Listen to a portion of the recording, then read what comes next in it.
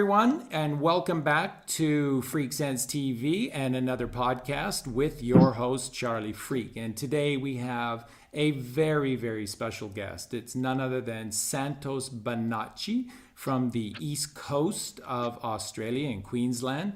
And it is an absolute privilege and joy to be able to share this time with Santos and talk about this amazing sacred information that leads us straight back to God. So, Santos, let me start by saying thank you very much for being on FreakSense TV. And it is, again, an absolute pleasure. And if you'd like, maybe you could just start by giving us a quick update on where you're at personally. And welcome to the show. Thanks, Charlie. It's a pleasure. My updates, well, health is still pretty much the same. I've notified people about my condition and the itching and the sleep deprivation, etc. So I've put out information about that recently, about 6 months ago. So that's still ongoing. I have had some wins with my health because I do a lot of protocols. Otherwise, if I didn't, I would probably not be here. It's because of the protocols and modalities of health that I implement, that healthful living, that is, that I'm still here. So last night, as I said to you, I was tortured by the itch.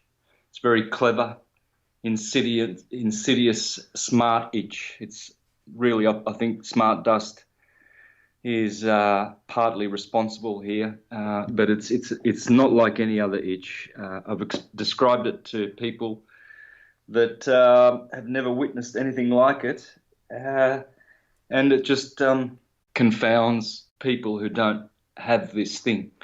So a lot of people do, ones that are targeted individuals or sensitive people.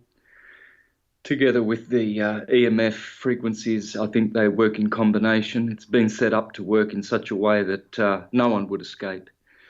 And, of course, all of these strange diseases like Lyme's disease, Morgellons, fibromyalgia, and all of the things related to the physical organism, depression, suicidal tendencies, etc. This is all coming from the same entities of torture. And they've been doing it for years. So that's still going. I'm still battling that. Syncretism's doing well. I've released quite a bit of new stuff on the Taurus. And I'm going to be releasing soon, making a presentation called The Root of All Knowledge, where I'm going to do a synthesis of every single subject that I do and every field of knowledge I'm going to integrate into that 2-hour presentation and show how simple the root of all knowledge is, the torus field. Once you know that the torus field is the atom and all is atom, then you have a sniff in the right direction of the full truth. There's only one way you can attain the truth, and that is by knowing that all is atom. Once you know that, what that really means, life changes forever. Yeah, it really Now does. you have, yeah, it does. And you've probably watched a whole bunch of videos with that in the title. Probably did about 20 of them in the 2014s, 15s, 16s, 17s, and 18s, because that's how I teach now. I used to teach with just the sine wave as the perfect symbol and representation of energy, which it is. But now all you need to do is make that 2-dimensional sine wave a 3-dimensional DNA helix looking thing. Then you call it what it should be called, the torus field. Taurus has to do with the bull, of course, the toro. And the sign Taurus, the second sign of the zodiac, first being Aries, the 2 horned animals which always are associated with the chief god of gods, Zeus, Jupiter, Jesus, Thor, and all of these Jupiter gods. Jupiter is the third principle of creation, and it's the principle of form and the principle of life, I guess, Jupiter.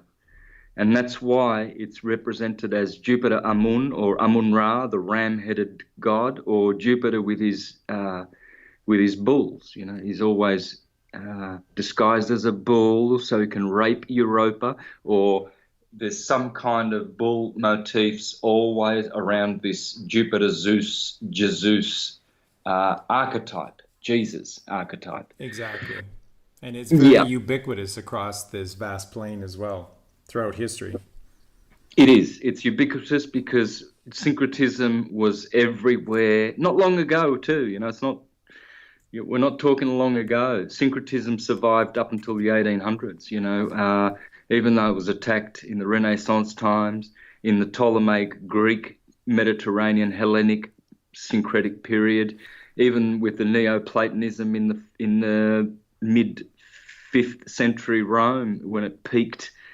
You know, 800 years after Plato, and even then Justinian had to shut down the Neoplatonic academies in 527 so that the Aristotelian material state religion kind of thinking would prosper, and the Neoplatonists would, you know, go to hell forever and perish for their truth-telling around the world and their vegetarian and astrological wisdom. Once Justinian shut down the Neoplatonic academies by edict, everything went downhill since then, and they've been warring against witches and you know, Cathars, Albigenses, Waldenses, Lollards, Socinians, Huguenots, and all of these freedom-loving people who were labelled, you know, Gnostic Christians or whatever, or weird Christians who believed in strange, unstately things. Right. Debate the fabric of our reality, you know, those nuts. Yes. So they've been persecuting them. Now those people sound like nut jobs because, of course, academic state Christianity with their 501c3s, all in the whole kit and caboodle.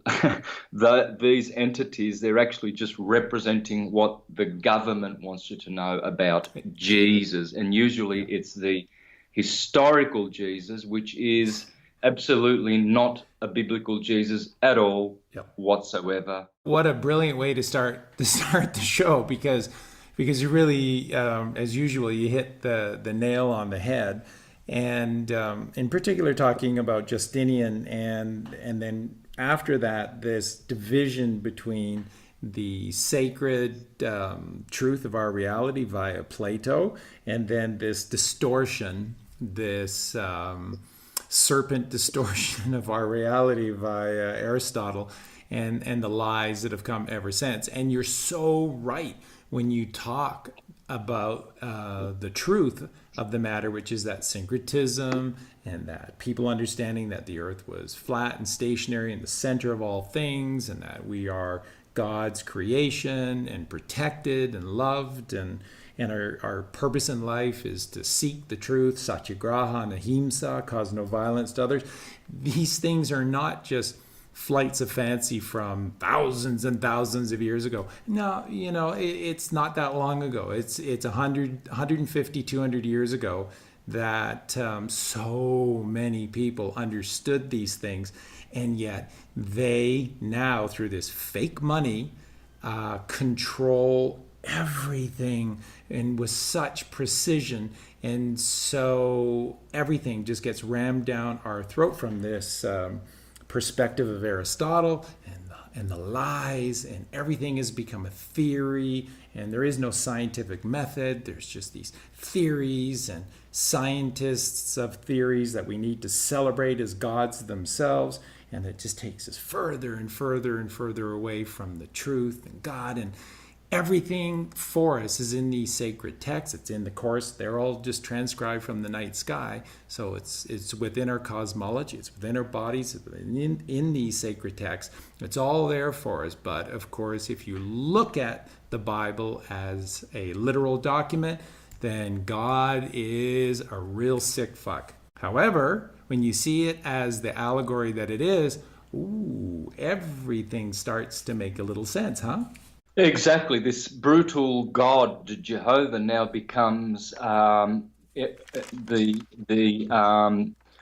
archetype and entity of all wisdom that we can go to in the Bible to be wise and to understand spiritual documents. They're not literal, obviously, so they have wisdom which only ones with eyes to see and ears to hear can actually decipher and benefit from. So the plebeian class, the patrician class, always kept the plebes controlled and limited in their knowledge, and so they could only be limited in their expression, therefore controlled. So they would teach a hocus pocus Roman state Jesus historical BS lie, and no one would know, would be any the wiser, because how could they argue with all the canonized history books that Rome and the Jesuits have doctored? They can't argue with it because their ancestors who were murdered can't be around to say, no, that's not how history went down. That's absolutely brilliant. That's absolutely how it's gone down, folks. You're hearing the absolute truth. Yeah, that's why they wiped out 20 million with the Spanish flu in World War One. That's why they wiped out Europe with the bubonic plague in the 1300s, then the Black Plague, and then the fire of London, the fire of this, the fire of that. They are absolutely destructive entities because humans always come back. They're resilient, and it only takes a matter of years for us to rebuild a city or a tsunami wreck or a community. We humans are just something quite out of the world, in terms of the greatest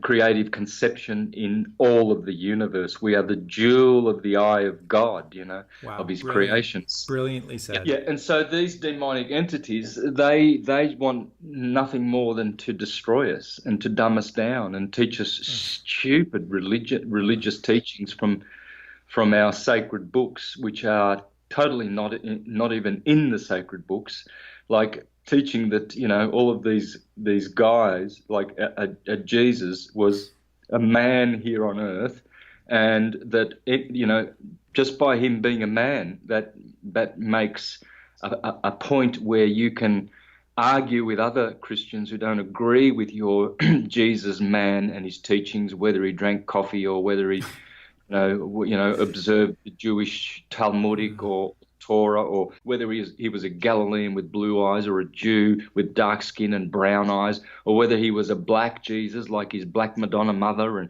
and all kinds of arguments. Well, it doesn't matter whether you see a blue-eyed Jesus with red hair or a Celtic-looking feminine kind of a Jesus, or a black with an African look. It doesn't matter, because they are all those people's depictions of the archetype of Jupiter Zeus. It's not literal. It never was. The Romans came along and saw how many people were ascribing. Yes. They were doing either one of two things. They were personifying the gods or anthropomorphizing. One is worse than the other. Okay, one is better than the other. So to personify, you personify the archetype. So the sun becomes a man, and you see the sun in spring is a young boy. And then in summer, he has to defeat the lion of Leo, like Samson, like Hercules. And so he kills the lion of August, the hot dog days, and Leo and everything. And so now he's an adolescent with muscles. And then in the autumn, he's like Samson, who gets his 7 braids of hair cut, and now he's weak and he's blind. And the sun goes down to winter, where he destroys the temple of the year and begins a new cycle in Capricorn at the solstice, where the 2 pillars are, and Samson asks God to give him, because of his blindness, to give him one pillar to his right hand and one to his left so he can bring down the temple of the Philistines. This is all literary. There was not a literal Samson that, that did these so fairy tale-ish feats, to please God, murdering 30 Philistines, for instance, just to steal their underwear. That's not what a judge of God literally does, to Yep. people. Yeah, Please. it is. It's sad. It's just sad beyond belief. And of course, what you're specifically brilliantly done, what you were just describing, comes through in ubiquitously across the vast plain and all of these various folklore and folk tales. And one of my favorites is John Barleycorn Must Die, sort of a classic folk tune that relates exactly what you're talking about. The growth and development of the Christos through the seasons, and it's via the barleycorn, and it's ubiquitous. It's and it all comes. It all they different cultures have different takes and perspectives on it because they live different ways and they live in different geographical areas, and so they have these little different spins on everything, but they're all talking about the same one story. It all relates back to syncretism. It's all coming from this source of elegant design, which is the title of our podcast today: The Elegant Design of God's Creation and Syncretism. And really, as we were just discussing in pre-show, God's elegant, and I mean, just mind-blowing elegant design is evident everywhere. You just have to search for it. You just have to have a little bit of teaching, because we don't get it anywhere. In fact, we don't get real teaching anywhere. That's not what public schools are designed for. They're designed for a myriad of other things, but certainly any form of actual teaching and form of education, well, that's just simply not one of them. So it's evident within the night sky or cosmology. It's staggering when you begin to learn about the cosmology of our night sky. It's incredible. It's within our bodies, both physically and metaphysically, and the stunning, once you begin to research this stuff and you become aware of what science calls the basal ganglia, or what more specifically should be called the third ventricle of the brain, where it houses the thalamus, the hypothalamus, the pituitary, and the pineal glands, the hippocampus. This is the magic of God's creation within us. This is, the mercy seat sits just above this perfect chamber, this innermost chamber within the center of our, what I would say, the center of our bodies, which is the center of our brain. It's within the very structure and nature of flat Earth, and I'm just so pleased and proud of you, if I can say that, for how you have championed flat Earth and all of the podcasts that you've done explaining it, and I just thank you so much for that, because it is so important. And of course, it's on Earth within the Holy Land itself. All you have to do is just look at a satellite image from the Sea of Galilee to the Dead Sea, and there's human physiology. And it's really in all of these ancient spiritual soulful texts, such as the Bible, the Bhagavad Gita, the Quran, the Vedas, the Upanishads, and of course, it's a ton of material that's not in those texts, because that information was kept out. So you've just done an amazing job of just segueing right into the very heart of the show, just so perfectly and beautifully. What would you like to say specifically about God's elegant design and how it relates to our experience and relates back to syncretism? God's design, there is only one thing that God has designed, and that is the toroidal field.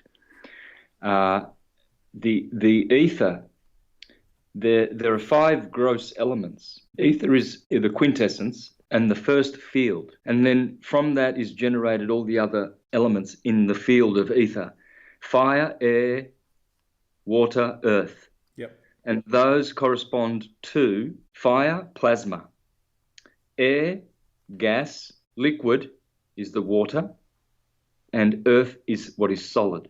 So we know that the universe is made of four vibrations: plasma, what we call things that are gaseous, liquid, and solid. Three states. They say three states of matter, but it's four actual states of matter, because plasma or radiance is always there in the complete list. When you do your searching, you'll always find that most scientists will tell you of that fourth state, but they will never tell you of the ether, because Einstein did away with that with his relativity hocus pocus. Exactly. And before that, the whole world spoke about the ether. Tesla spoke about it.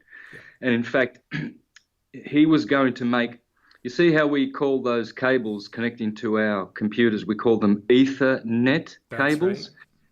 Right. That's because the ether is the medium through which light travels, and so when you hit a Google search and a split second after, you have thousands of pages of research within a split second from all around the earth. That's because it's using the ether. It's a no-brainer. They're actually telling you, they deny the field, and they tell you where you're getting your information and data from. Wi-Fi. In plain sight. And folks, I just want everyone to know that Colleen and I absolutely know this as well. We absolutely are championing what you're saying. We absolutely agree. And if you talk to the so-called leading scientists in various areas of technology, just like telephone transfer or internet transfer of information, they don't really know. They can't give you a real physical realm answer of how it's possible for myself in Cuernavaca, Mexico, the center, sort of the center point of Mexico, and speaking to you in Queensland, Australia, the eastern coast, separated by an entire day, and how we're able to talk in real time to one another over this vast distance. And when you talk to them and ask them to give you a physical realm, modern science explanation for how this is done, they can't do it. They can't do it. And they don't give you an answer, because if they did, they'd have to tell you the truth, which you just unveiled so brilliantly. And it is so true. The truth in plain sight. Ethernet. Yeah. It's the best medium to transfer and transmit information. And they've been doing it for years. Tesla said he was going to make an Ethernet Wi-Fi or Li-Fi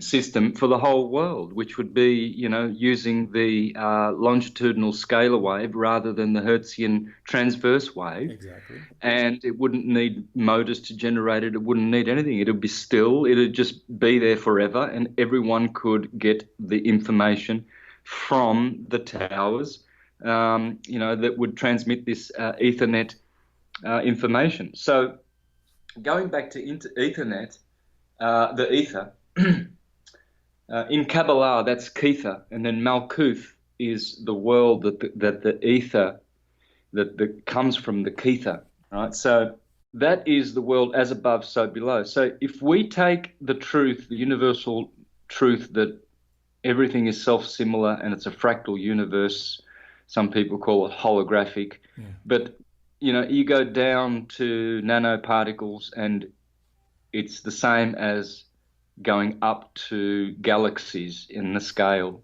and everything is torus fields. All is atom. Atoms are torus fields. So an atom means unit.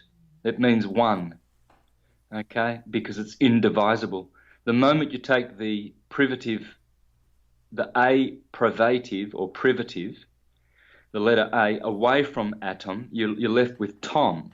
And this is it. Tom means twin. Okay, so Thomas Didymus, the twin.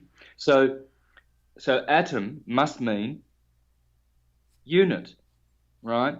So it is a unit. It is a one. It is a one thing, but it is a trinity, because it has a neutron, a proton, and an electron. The atom is always will be, that trinity, because it can't be a unit without three field modalities. The torus field is a motor, a generator of three field modalities, and they are dielectricity, magnetism, and electricity. And that is the holy trinity of all trinities. And that is the only trinity that you need to learn, ever. And if you understand that dielectricity is the co-eternal, coexistent principle with magnetism, which is the principle of rest, and magnetism is the principle of motion. And when rest and motion act together in an abrasive way, they create what's called abrasion, abraxas, or abracadabra, or Abraham, or Brahma energy, right, which is a vibration. So you've got the three principles in the universe: rest, motion, and vibration. So the neutron is rest, the proton is motion, the electron is vibration. Vabra is abra, which is the root of words like the first words in the Bible. Barashit Elohim bara. That bara, that's abara, right? Or Deborah, to speak. Deborah means to speak. Abra, in Italian, your lips are called labra, which is abra with an L on it, right? So it's showing you that to speak is abra. Abra means to open. Abra la puerta. So Abra is that principle of Jupiter. It opens. It is the creative force of vibration, which creates the transverse wave, which creates the material world. And above that vibration sits the principle of rest and motion, dielectricity and magnetism. Mag in Sanskrit means to move. So the universe is like a motor. And God, who is in counter space, who is transcendental, supernatural, who is acting, who is the source beyond that physical vibration and generating it, uses only the one form, the atom. He creates the universe with this principle of rest and motion, the yin and yang, the black and white light, which produce a vibration, which is red shift, blue shift, red light and blue light, which is responsible for everything what we call solid and liquid and material. And that's it. That's how simple all theologies and all fields of knowledge are. They all go back to the ether, God, the quintessence. Because although in Vedic science they say that God has 8 elements, 5 gross elements and 3 sublime elements. Yeah. And the 5 gross elements are the elements which I described to you, including the quintessence ether, because it is responsible and it is the source of the vibration. Therefore, it is included among the elements which are gross, which come from the creator Krishna. And then the higher sublime elements, they would be mind, intelligence, and ego. Ego is at the very top, and then comes intelligence, and then mind. And so the higher ego, the individual, not the lower ego, the personality, which we are encouraged in all scripture. That's right. To do away with. You know, in the Bible it says, do away with the old personality and put on the new personality of God. Well, it should read, put on the individuality of God, because that is who you are. Exactly. In your unconditioned, unlimited spiritual state, which projects down to your conditioned physical state here in Malkuth. And this is why ether, the first of the gross elements, this is why you'll find that all the other words have the word ether in it. Earth is another way of saying ether, ether. Fire has the word ether in it. Air, water, ether, water, ether. It's not a stretch to see that the word weather as well, you know, because it is the weather. The ether generates weather through the 5 elements. Therefore, when you look at all the elements, look at the word water, it almost looks like weather. Earth, just put a W in front of it. You've got weather. The word ether and weather and all the elements, they're all the same thing. Yep. Okay, because they're all different vibrations or states or frequencies of the same thing, which is God's mind, the demiurge. So the demiurge would be all the planets in the solar system. Okay, they are Atum. So Jupiter, Zeus would be Jesus. Saturn would be Satan. So when you look at your astrological chart, you're actually seeing the demiurge. This is why many churchgoers really are scared about astrology, because it is pertaining to the creator God, which is Jupiter or Jesus, and it is not pertaining to the Most High God, which is beyond the physical world. But exactly. It's the same God, because Jesus said, if you have seen me, you have seen the Father. So what it's saying, because Jesus is responsible for the material creation, you see, in the Bible, clearly it says in Proverbs that God used his wisdom, his right-hand man, which he calls the Logos, the Word, the Creator. In all the scriptures, this motif is clear, where God Most High uses an agency to create the physical world. That's right. Called wisdom, the Logos. And so, because it's God using sonoluminescence and torus fields, as Krishna uses his little cows, he's always playing his flute with cows. That's right. Well, that's telling you that Christ, God, is creating the universe with light, with sound frequencies. And that's the Word made flesh. The Word made flesh means that sound makes material, solid and liquid flesh. That's all it is. They're looking for a one man who came in history, because the Bible says the Word was made flesh, and they think that's just one in one case. No, all flesh has the seed of Christ, Jesus, in its breath, because that's what breath means.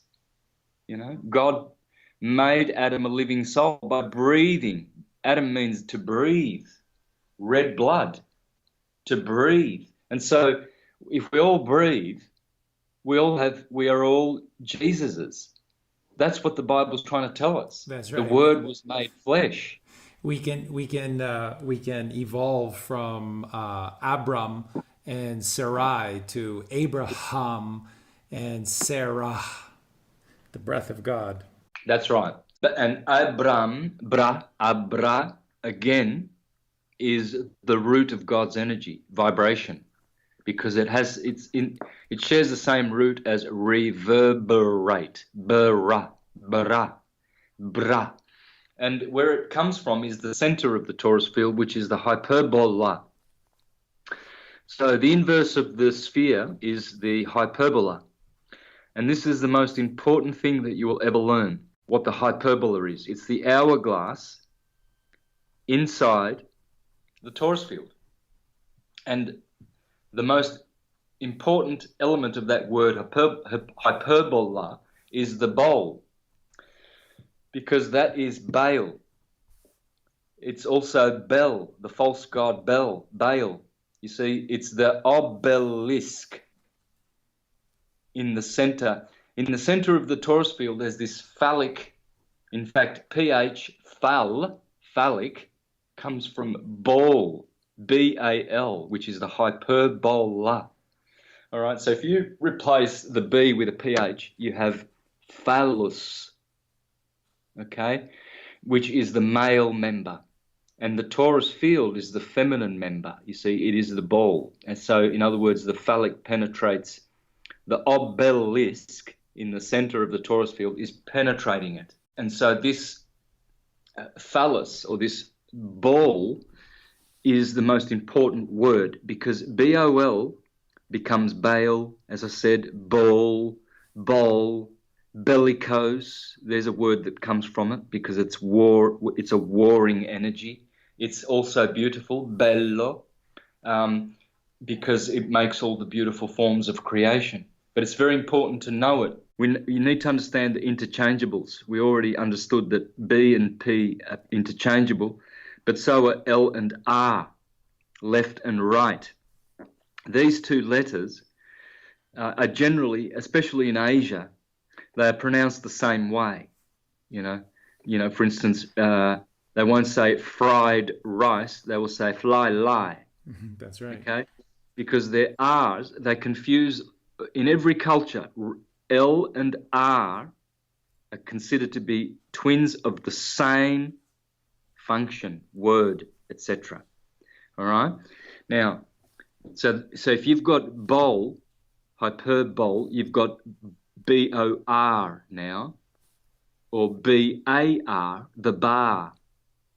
You see, the bar when you go to court, BAR, and backwards that would be Rab, the rabbis, the children of Ra. Rabbanim means, Ben means children. Rabbanim means the children of Ra. That's who the rabbi are. Okay, so that Ra, there it is. It's right there in the word bowl, because it becomes R and L. Just remember them always to be interchangeable. If you do this in your mind, you will penetrate many, many, many truths. So that bar becomes bra, vibration. And so bowl, in Spanish, arbol, is a tree. It's like the obelisk is a tree. That's Bell, arbol, arboretum. In Latin, a tree is arbor. Well, there you go, B-O-R. But in Spanish, it's B-O-L. So you can see, I can go on and give you thousands of examples of this interchangeable L and R, which I've done in many, many, many, many interviews and shows. It's old hat to my listeners. I'm only elaborating and labouring this point for the new ones. But the old ones, all of this talk, this is all familiar to them. They're all well versed in syncretism and atomology, or what we call etymology. All is atum, and hence your body is an anatomy, atoms, and it's a torso, which is a torus field, and it has an aura, which is a Torah. Okay, so again, it all goes back to the same root. The word root is Tor backwards. And so the root of all knowledge is the torus field, because it means root. So unless you know this root, you know nothing. And so this is why I'm so vocal about syncretism and teaching it properly, because people can really, really transform their already existing knowledge base with syncretism by making all the connections. They will absolutely fly with their already, their whatever they know already and their intelligence that they already have. So syncretism will only help them. There's no use shutting your mind to syncretism because you have opinions that are differing. There's no use. You resist it, it'll be to your detriment. The more you know about syncretism, the more you will be free, the more you will be intelligent, the more you will be beautiful, and the more you will ascend. It's so true. And again, you just look at the very nature of our left brain dominated world that we now find ourselves living within, that everyone is encouraged to have an opinion. And in fact, you define yourself by having an opinion. And what all that ends up happening is that no truth is ever even examined. We don't come close to any kind of actual truth. All we end up doing is just raising all of these questions, our opinions, defining ourselves by the arguments that we make.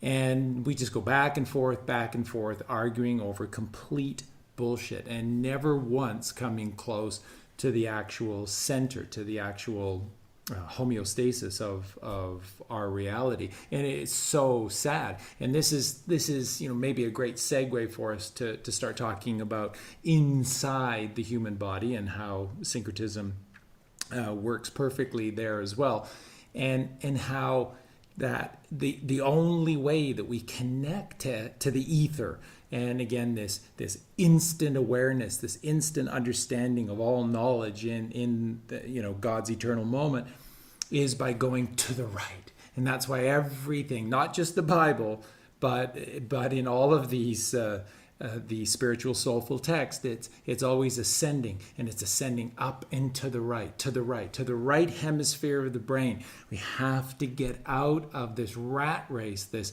hamster wheel where we just go round and round and round with our opinions, getting nowhere. Because, like you said, there is only one truth, and you can't argue with it. It is the basis, it is the foundation, as you said, of all things. It is at the root, or Torah, of all things. Every single thing is made up the same way. It is at the root of all things. It is. There's no argument to be made. There's no opinion to have. There's an acceptance. An acceptance leads us to learning, and learning to an understanding, and then in time perhaps teaching. And we need more Santos Bonacci's teaching this understanding, not opinions, not arguments. That's the realm of the rabbis of law. And we just argue back and forth and over these ridiculous principles of law, the mother of all justice is blind, and all of this nonsense that is perpetrated against us. It is just nonsense. And that's what the left brain does. It keeps us in this constant state of distraction, of arguments, of opinions, and we never, ever, ever cross over to the right. Cast thy net to the right and catch wisdom. Cast thy net, ascend up into the right, and meet God face to face in a place called Pineal, just like Jacob. Well, as I said, literalist Christians, there will be a lot listening, because there are a lot of God-fearing, God-loving people that are in the flat Earth movement now, but unfortunately they're still subscribing to Julius Caesar, JC, the historical Anno Domini, historical BS that Rome has been teaching. So they're not at all aware of the indwelling Christ. They don't read the Bible, like Colossians 1:26-27, telling you that Christ is indwelling. You won't find him 2,000 years ago walking around. Gee, I'll tell you, it's so funny. I mean, they don't think. I mean, if there was a Jesus, you'd think that he would actually write something down. I mean, we've been waiting for millions of years to be saved, dude. You get here, and all you do is whisper in Peter's ear, a couple of little things, and you do a sermon or two on Mount here and in a boat over there, and then you order everyone, don't tell anybody that the Son of Man is raising the dead. Keep it a secret. Hush, hush. I mean, this is all. It's a fairy tale. Yep. But it's a beautiful fairy tale, because it hides the most precious and amazing truths that only spiritualists can understand. So, in saying that, to be a Christian is, to be a great. It's a good thing. It's a beautiful thing. To be a Christian in the literalist sense, the dumbed down goy version, is so sad to see, because people are now arguing, like I said, about all these details where, no, Jesus didn't drink coffee. Oh, yes, he did hang around with harlots and drunkards and tax collectors, but usually he hung around with decent people, I hope. Peter was decent. Well, he did hang around with him. But so they'll they'll make these arguments about, oh, no, he didn't hang around with tax collectors. He was perfect and pure. And they will kill each other, and they are, and they will forever more, because they don't realize that Jesus is an archetype. It's the perfect man / God, model, teacher, hero, wisdom, exponent. It's the perfect system to teach children, to teach humanity how to be perfect, how to be ideal, how to be godlike. So it's a system. But if you do your comparative studies, all you have to do is you have to read one or two books. This is how easy it is of comparative religion. And there you go. And then you'll realize that your story about Jesus is spoken of in Bhagavad Gita, in the Zendavesta, in the Popol Vuh, and every single other sacred text in the universe. They just use a different name for him. Exactly. But it's still the same story. There's only one story. Exactly. And that is and by the way, Tory, that's where Jupiter is hiding, because his story is his Tory. Oh, that's Because brilliant. well, yeah, because that's why Anno Domini, which goes back to, supposedly Jupiter, Zeus, Jesus. Thank you, Christians, for continuing to call Yeshua or whatever Jesus, the Greek Zeus, right down to 2019. Thank you, Pentecostals, born-again Christians, all of you who have saved the true name of Zeus in Jesus. Thank you. I really am so thankful to churchianity for actually preserving syncretism right under the noses of the stupid churchgoers. Jesus is coming to save you, you wretch, you sinful wretch. On a white horse. Yeah, I'm glad that they are teaching the truth, that it is Zeus who is the savior, because he is the God of gods. Yeah. You know, it is Jupiter, Zeus, Jesus. Yeah. So thank you, Christians. Let's shout out to all the churches, all the normies out there. Now, here's what you're going to learn if you do a little bit, just a little bit. All you flat earth Christians there, you sound like you've got the high moral ground. You look like a bunch of pontificating morons. All these, who's this guy who's, representing Jesus now in the flat earth community? Who are these? Can you name a few of these guys? Well, I guess the worst would be to me would be Rob Skiba, because he started off by saying that I'm not saying that I know that the earth is flat. I'm just saying I don't believe in NASA, but I'm a literalist Christian. So I love God. I love Jesus. I love eating that barbecued lamb. It's all good eating. I'm a big Jesus lover. I don't know that the earth is flat. I'm not saying that. I'm just saying that NASA's lying to us. Now that there's so many people that are talking that of course the earth is flat, he's like, well, of course, I've always been I'm a flat earther. I've always said that, and that's just not true with so many of these guys. Yeah, these guys, like Rob Skiba's the perfect moron example, doing more harm to science than anything, because he doesn't even know that the Bible that teaches the truth about our cosmology is actually the model therein, with the firmament and the crystalline sea. Exactly. Etc. That is the Ptolemaic astrological model. Exactly. These guys are doing much more harm preaching a stupid, pathetic, literal Jesus is coming to wipe your nappies, and flat earth in the same breath. Look, I hope some of the listeners send this to Rob Skiba, because I'm going to smash these pontificating high moral ground dunces who belong to churches who have a 501c3 Exactly. tax, Yeah. and they're teaching state Christianity with a literal Jesus.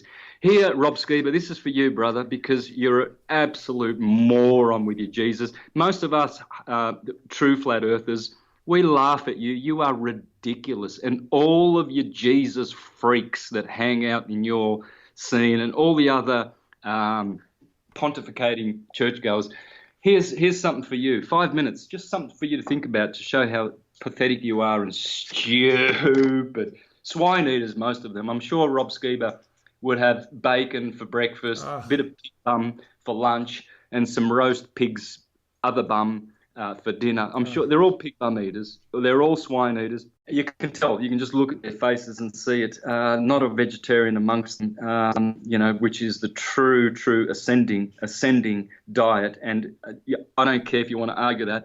You can Genesis argue it, but 1:29. Genesis 1:29. It starts there in yep, Genesis. Everything else in the Bible is an allegory about the sacrificing of animals or the eating of meat. It's always an allegory for the sacrifice of the bull, the sacrifice of the left hemisphere of the brain. And again, this tithing, it makes me so sick. All of these people who just still buy into this ridiculous notion of got to give 10% of my earnings to the church, the tithing that God was talking about in the Bible is give me that 10% piece of crap left brain and I will give you the world. I will give you the cosmos via the right hemisphere of the brain, which is 90% of the brain's capacity. Go to the right. And instead of giving 10% of their left brain, they give 10% of their hard to come by monopoly money earnings. It's just sad beyond description. yep, it is very sad. Yeah, it really is. And I just going to bring one example that I want to bring up from Yeshua in the Bible. And this is from Matthew 6:6. It's one of my favorites. And I just love, because there's so many of them, they just slam dunk. I mean, just think all of the book of Matthew virtually is just Jesus Yeshua just on an absolute roll, speaking all of these very powerful truths, and calling out these fake followers for what they are. So this is Matthew 6:6. When thou prayest, enter into thy closet. So it says, and when thou prayest, thou shalt not be as the hypocrites are, for they love to pray standing in the synagogues and in the corners of the street, so that they may be seen of men.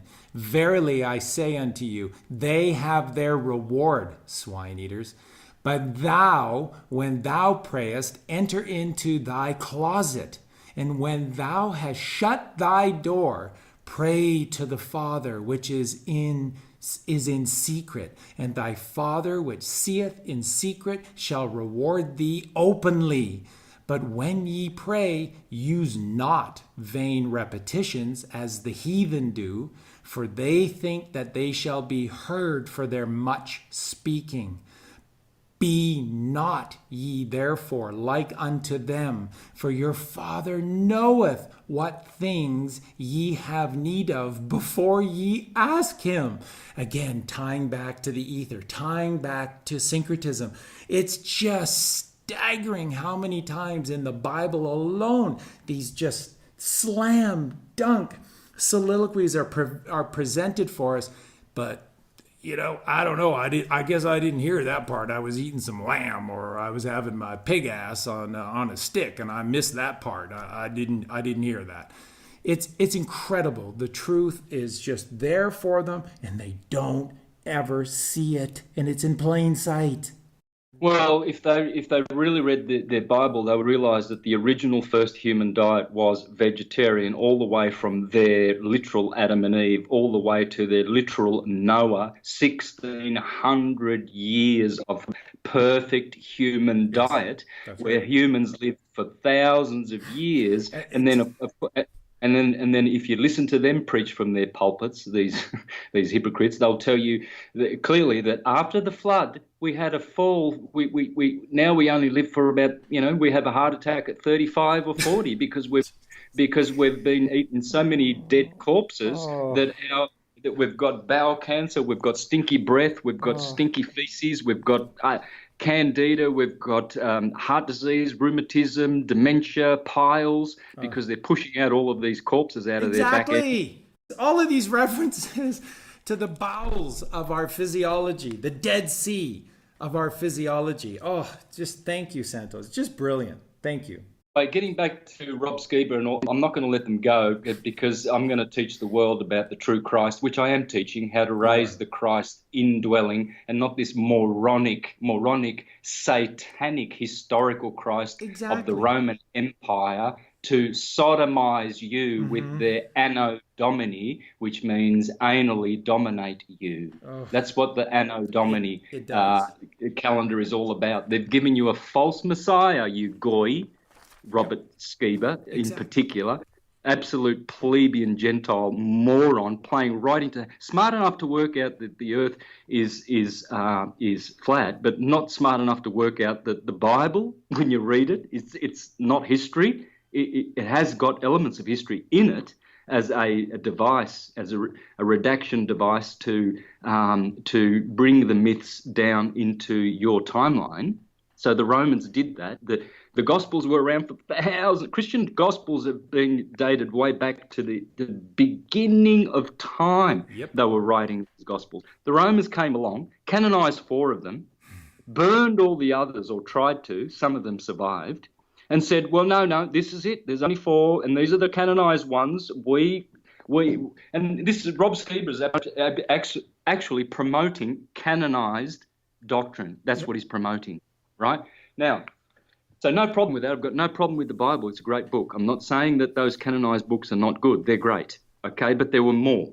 Now, here's what Rob and all his literalist morons will learn if they do a bit of comparative study. Here's a little brochure, just a brochure called Pagan Origins of the Christ Myth by John G. Jackson. Most of these guys will probably already have turned off this podcast, so they're not going to look at the book, but I'm going to read out of it for them just to persecute them, because I don't like stupid people having good nights of sleep when they put themselves on soapboxes like Rob Skiba and teach bullshit out of one hand and then mix it with truth.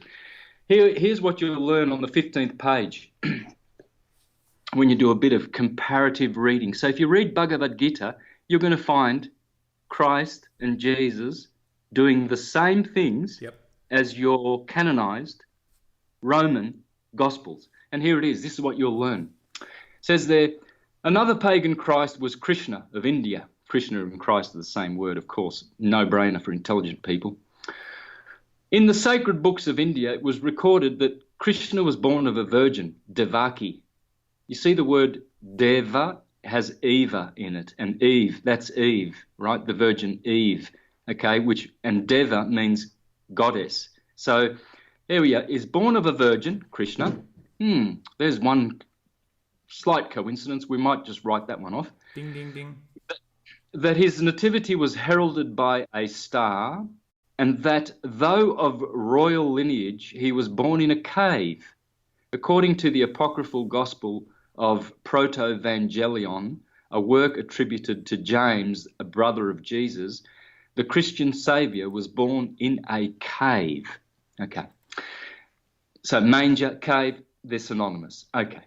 At the time of Krishna's birth, the cave was mysteriously illuminated.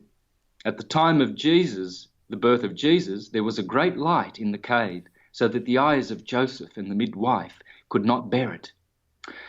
The infant spoke to his mother soon after his birth. Jesus spake even when he was in the cradle, and said to his mother, Mary, I am Jesus, the Son of God, and the word which thou did bring forth according to the declaration of the angel Gabriel unto thee, and my Father hath sent me for the salvation of the world.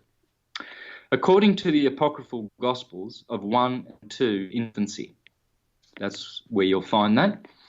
Krishna was born while his foster father, Krishna had a foster father like Jesus, Joseph his foster father. Well, that's interesting. Wow. Yeah, but can't be Jesus now, can it? Because this is pagan, isn't it? So Krishna was born while his foster father Nanda was in the city to pay his tax to the king. Jesus was born while his foster father Joseph was in the city to pay his tax to the governor. The babe Krishna was adored by cowherds. The infinite Jesus was adored by shepherds. Again, Taurus, Aries and Taurus, the two first signs of the zodiac, Yeah, they always ubiquitous. appear.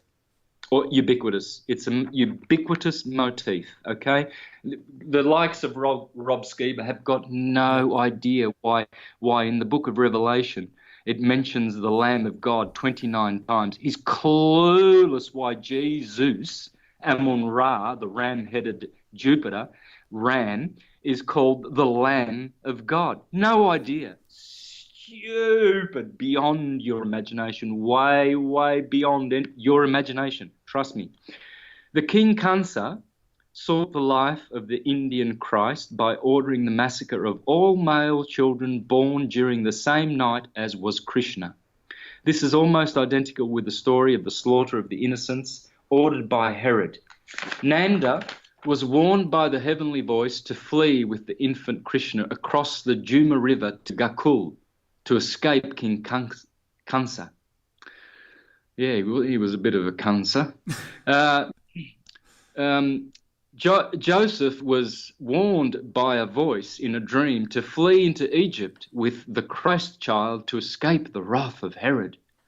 Krishna performed many miracles in the city of Mathura, while Jesus in Egypt lived in a town called Mathura.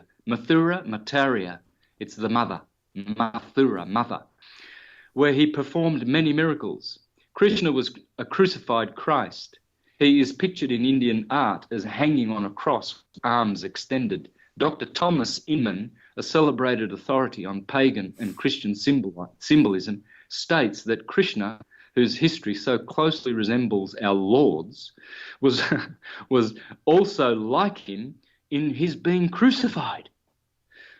Krishna was pierced by an arrow while hanging on the cross. Jesus was pierced by a spear during his crucifixion. The light of the sun was blotted out at noon on the day of Krishna's death. The sun was darkened from the 6th to the 9th hour on the day of the crucifixion of Christ. Krishna descended into hell to raise the dead before returning to the abode of the gods. We read of Jesus Christ that he descended into hell and on the third day rose again from the dead. The descent into hell of Jesus is described in the apocryphal Gospel of Nicodemus. Krishna rose from a grave and finally ascended bodily to heaven in the presence of a multitude of spectators. A similar story is related of Jesus Christ. In fact, there were 500 spectators who saw Jesus ascend Christ. In Indian art, Krishna is represented as a man of black complexion. The word Krishna literally means the black. In early Christian art, Jesus is almost invariably represented as a black man. Sir Godfrey Higgins made a thorough investigation of the pictures and images of black infants and Madonnas in the cathedrals of Europe.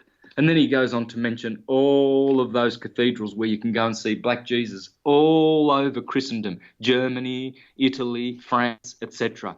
This is true Christianity, folks, comparative Christianity, because there is only one religion, and it's a Christian religion, okay? Some call it Buddhism, some call it Islam, some call it Hinduism. It's all the same stuff.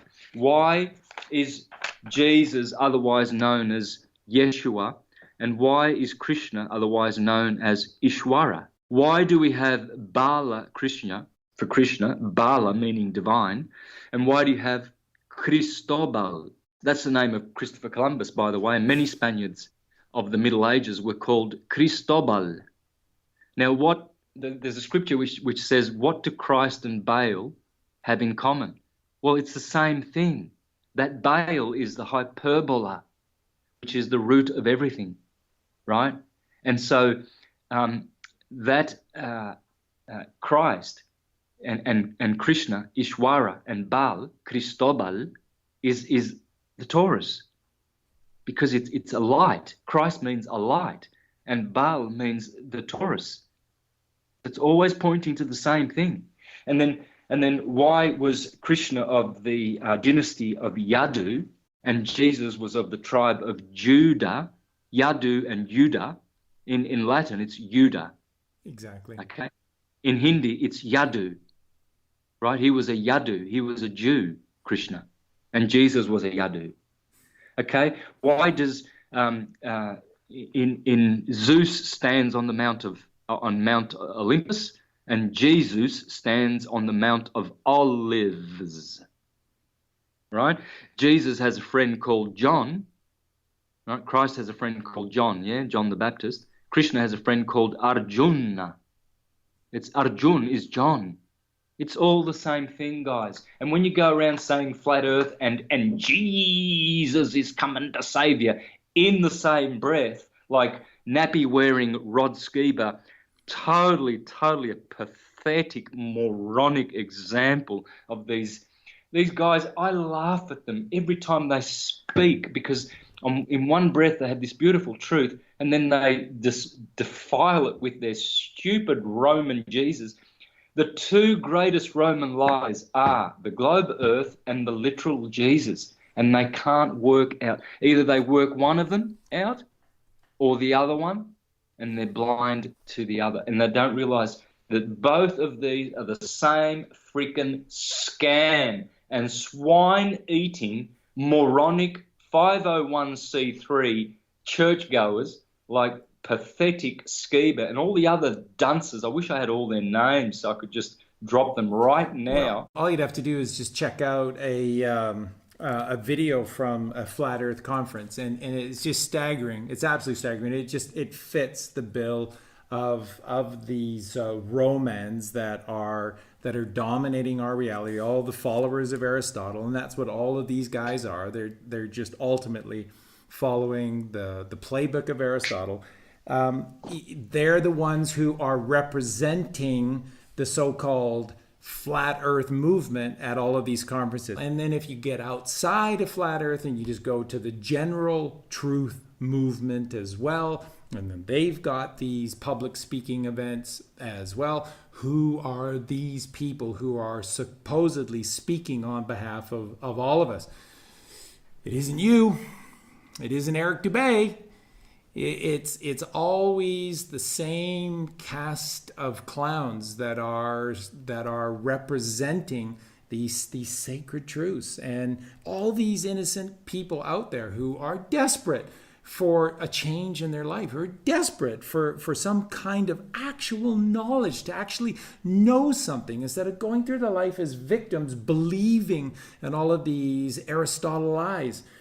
It's just staggering, and I'm really glad that you did that little rant on this and read that passage from Jackson's book, because it's syncretism. It all relates back to the single truth. That's why they're all the same. That's why all of those 78 different sun gods in the Mediterranean region alone, through a 3,000 year period, we're all telling essentially the same story, because there's one story, there's one truth, and you can either accept it, learn from it, understand it, and eventually potentially teach it, or you can just argue about it endlessly as these anal fucked victims of the Roman Empire. It just frustrates me to no end, because of the incredible fall of mankind. And I always relate it back, and maybe I could have your thoughts on this. I always relate it back to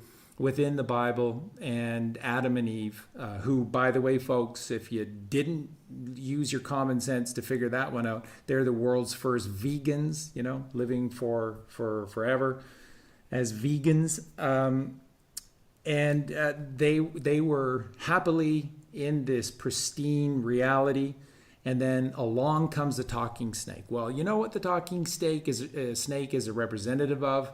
A snake oil salesman. And boy, we've known some snake oil salesmen over the last couple of hundred years, haven't we? Guys by the name of Rockefeller, of Rothschild. They all have in their family lineage these snake oil salesmen. And what did they do? They sold a fantastical story of lies, and of the mythical pursuit of some monopolized money that is backed by nothing. And then Adam and Eve fell out of this perfect, pristine reality in syncretism to this endless world of lies, lies, lies sold to us by snake oil salesmen. And now we just run that hamster wheel day after day, never once slowing down or looking back, wondering why. What am I doing this for? It must be right. And I should be eating meat because it's just all through the Bible.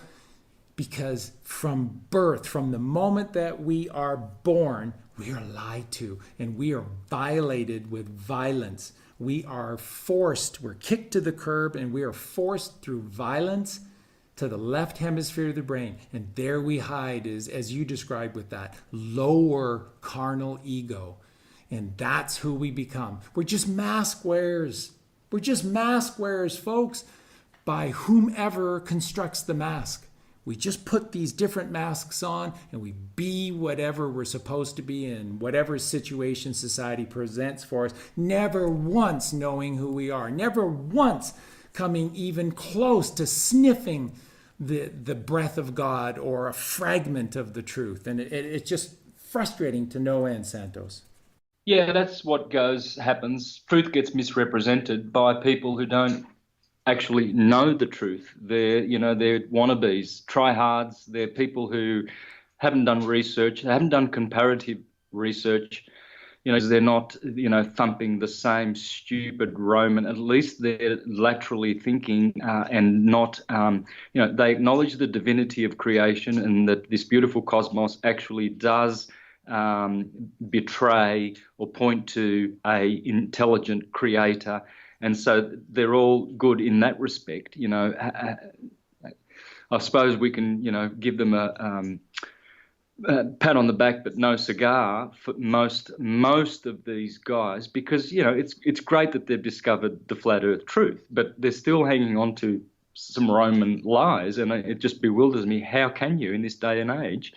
Because there's plenty of information. Like I just read a small snippet. I don't know how many hundreds of books that I've read which have proven to me that it's all the same one story when it comes to theology, and all the literalisms and doctrines and beliefs, they are opinions. They all have to, take second seat here because they're all controlled, manipulated. They're all lies. We're learning more and more every day how many layers and layers of lies. And the biggest one that I've been teaching for years now is the Jesus literal lie. And yet I'm bringing thousands of people to Christianity and making them, become true Christians. They're raising their chrism, they are, raising their consciousness and awareness. Their health is improving, and they are doing the process which we are supposed to be actually doing. It's no use going to church if you don't look after your health and you don't do all the other things that you are responsibly supposed to. Because as it says in Matthew chapter 7, Many will say to me in that day, Lord, Lord, didn't we prophesy in your name? We spoke about flat earth in your name. We expelled demons and did many, many powerful works in your name. And yet I will say to them in that day, get away from me, you workers of lawlessness. I never knew you. So it's one thing to be preaching about Jesus, but I can see, you don't fool me. I can see the swine eating all over your face. I can see the ejaculating going on.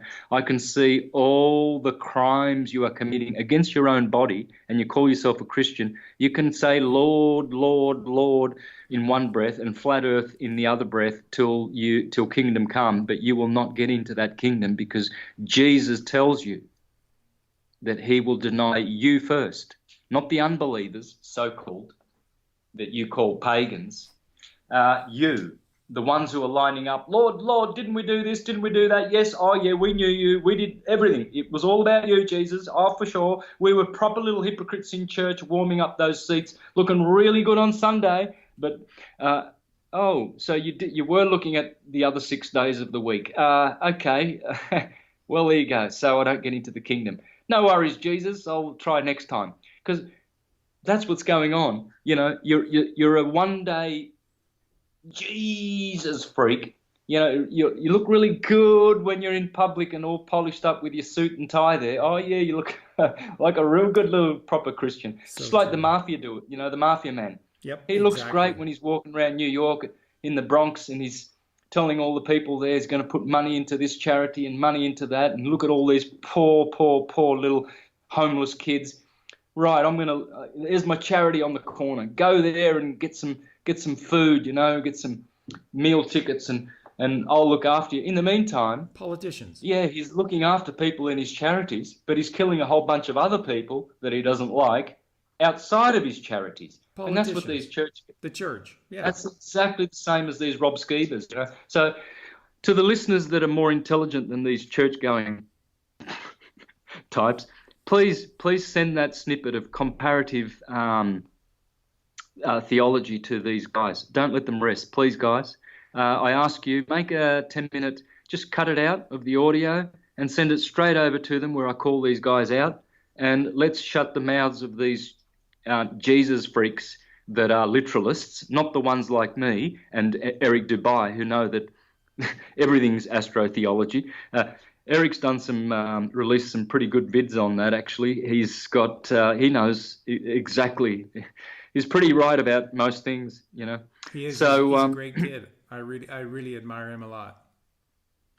yeah, so guys like that, I would say, you know, send this audio to the churchies out there and let them know that we, the true ones, we're around, you know, and we're watching you. And you look stupid. We know you're pathetic and you're liars.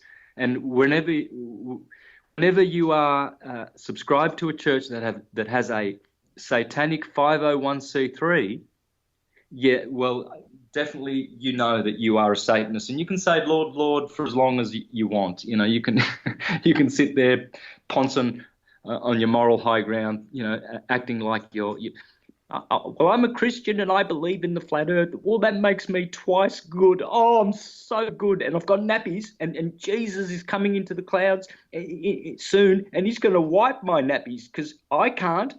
But I love Jesus, son. And if you go back into the actual words of the Christos in the Bible as well, how many times did the Christos in the Bible say, "Ask of me nothing, for on my own I can do nothing. It is of the Father. It is not of me. Don't ask me. Don't come to me to wipe your nappies and solve your problems." It is said throughout the Bible. And yet, what is the very thing that Christianity, Catholicism is teaching everyone? Sit down, shut up, don't think, and wait for Jesus to come along and wipe your nappies. And that's not what's being said in the Bible. And again, going back to meditation, everywhere is so clear that the word prayer is meditation and that we need to go within and meditate. And yet the Catholic Church, they've spent like probably $1 million on one of these videos for these Christian followers to watch, talking about if you play around with this pineal gland, this pine cone in your brain, this third eye, we're acknowledging that it exists.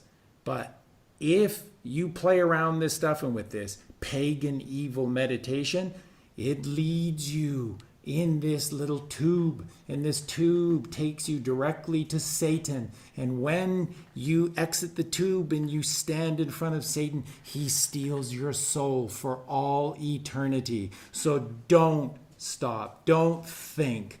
Don't think for yourself. Don't you dare meditate. Don't play around with all of this pine cone stuff, even though the largest pine cone in the Western world just happens to be in Vatican Square, and you know the Pope's staff has a pine cone on it, and the pine cone symbology is every single spiritual soulful community throughout history. It's just staggering what's there in plain sight and what they absolutely will not take. And the thing that just literally kills me about literalist Christians is that there are so many passages within the Bible that are actual literal statements of the Christos. And if you just read those statements of the Christos literally, which is what you say you are, then he's telling you that I of myself can do nothing. It is only through the Father that the kingdom of God is within him. And you must go within. You must go into the closet. You must shut that door. You must cast thy net to the right. Everything that is being said is telling them to become the ascended man, to raise the chrism oil and to activate that sixth in-body chakra, the third eye chakra, to illuminate the crown chakra, so that you will become the ascended man, so that you will be a bodhisattva, so that you can choose to stay here if you wish, and like Santos, enlighten those that are stuck down in the lower three chakras, who will never get a whiff of the clean air of the heart chakra, the throat chakra, or the third eye chakra. Those are just pipe dreams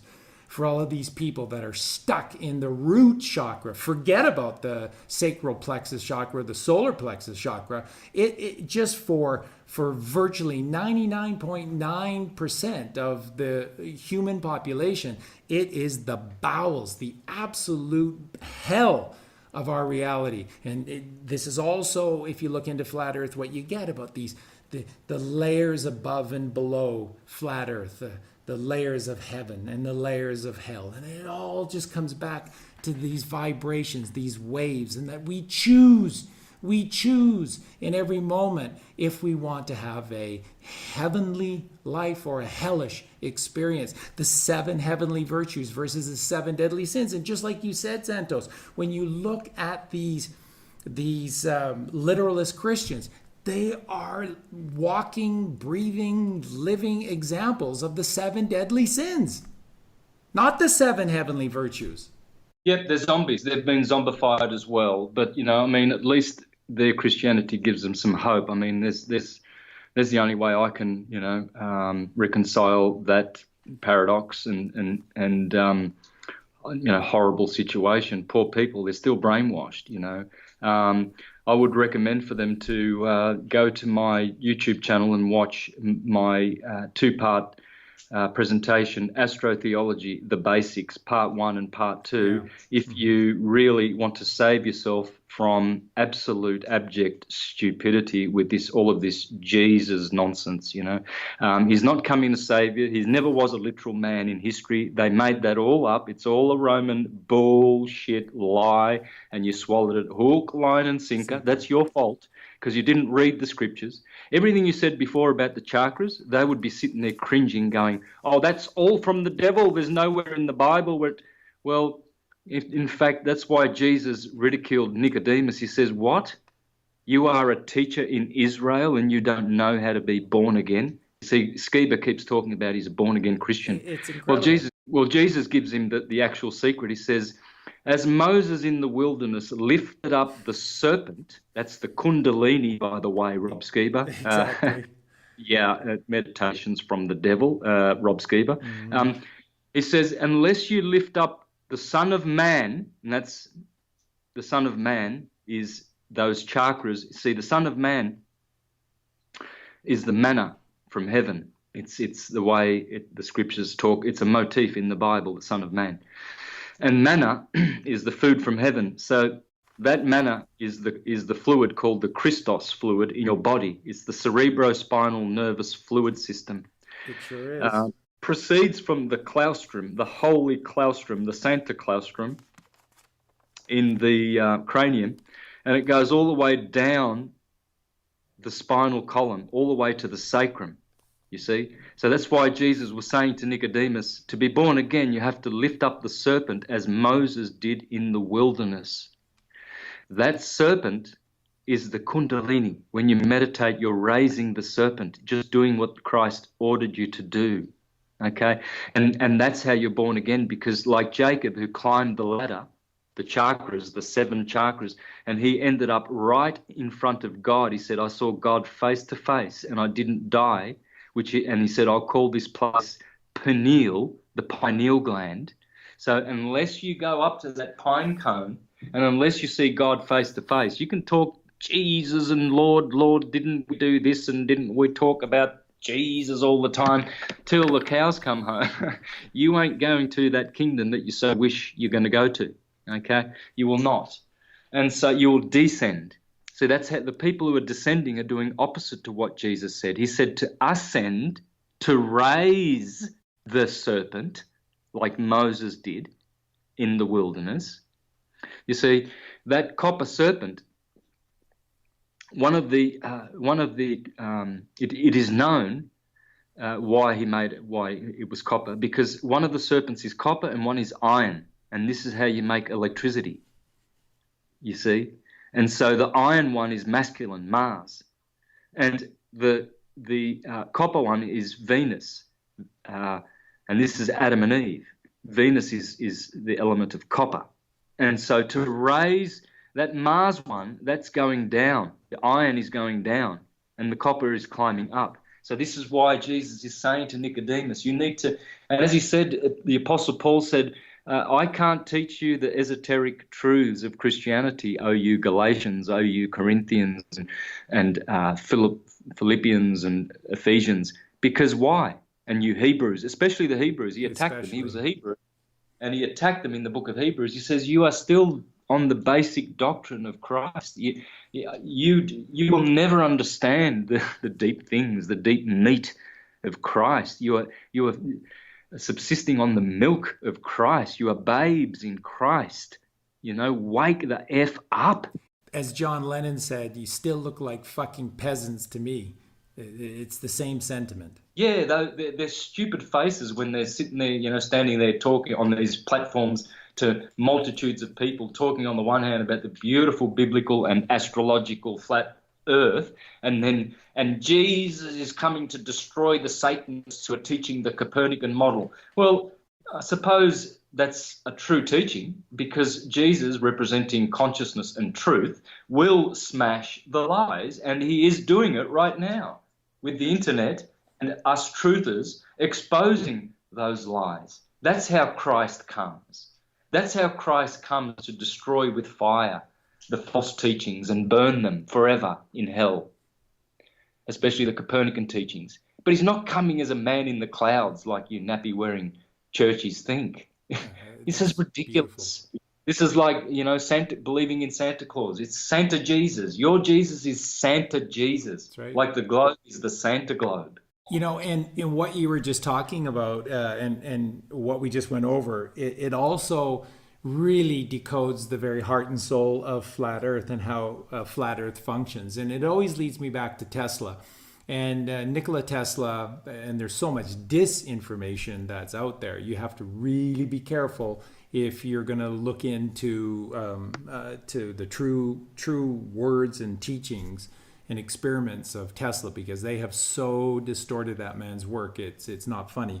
But from Tesla, he said that if you really, really wanted to understand the true nature of our reality in the ether, it's actually a magnetic electro ether, a magnetic electric universe or reality within this ether, and what you were talking about, just within the human body and the Kundalini energy. Again, you have magnetism that is rising, the copper, and you have electricity, which is a downward causation, the iron. And Tesla went so far to say that this is where these theorists under the umbrella of Einstein and the teachings of the ridiculous notions of relativity, that they were mistaking gravity for the natural downward causation of electricity within ether. So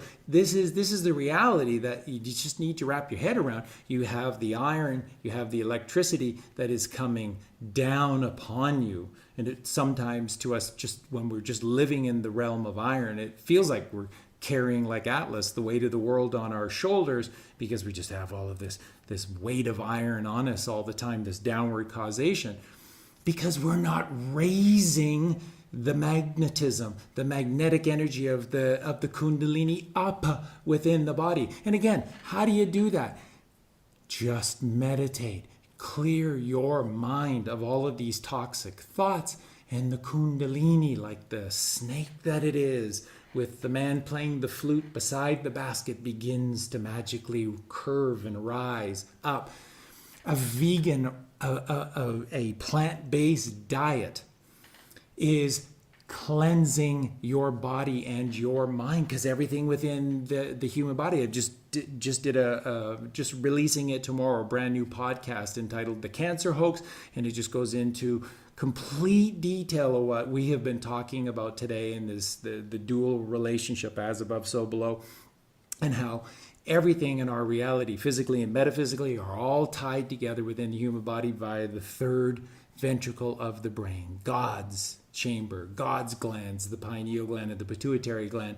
Everything is happening through this miracle. And when we get in tune with these three things, you talked about the toxicity of the globe earth lie versus understanding and accepting elegant design, the creation of flat earth, or that the kingdom of God lies within, and that the Bible is an allegory, these fantastical stories, because it was meant to be shared from father to son through these dark sayings, these fantastical tales of Jonah and the whale. A man in the whale for 3 days went in, a disbeliever constantly upon a stormy sea, the left ventricle of the brain, and after 3 days in the very center, innermost pit chamber of this whale, he comes out a believer, a knower, a philosophizer of God after 3 days in this